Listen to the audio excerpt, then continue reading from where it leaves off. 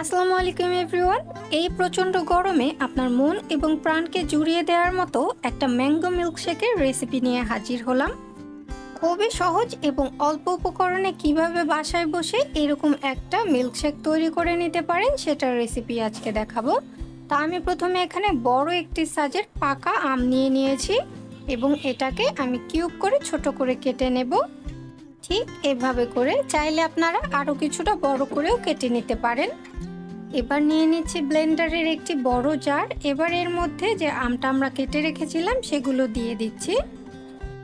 আপনারা যারা আরও বেশি করে তৈরি করতে চান সেক্ষেত্রে এই পরিমাণগুলো ডাবল করে দিলেই হবে।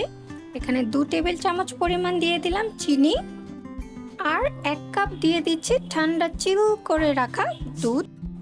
এবার দিয়ে দিচ্ছি 1 cup vanilla ice cream.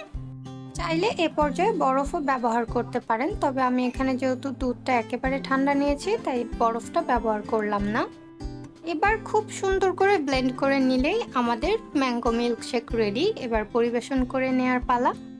Mango milkshake তৈরি করাটা খুবই সহজ, তাই না ভিউয়ার্স? হ্যাঁ ভিউয়ার্স, আর এরকম আরও সহজ এবং সিম্পল রেসিপি পেতে চাইলে চ্যানেলটা অবশ্যই একটা লাইক দিয়ে সাবস্ক্রাইব করে পাশে থাকা বেল বাটনটি বাজিয়ে দেবেন। আমি এখানে পরিবেশনের জন্য উপর থেকে পুদিনা পাতা এবং আমের কুচি দিয়ে দিলাম যেন দেখতে আরও কিছুটা সুন্দর এবং আকর্ষণীয় লাগে।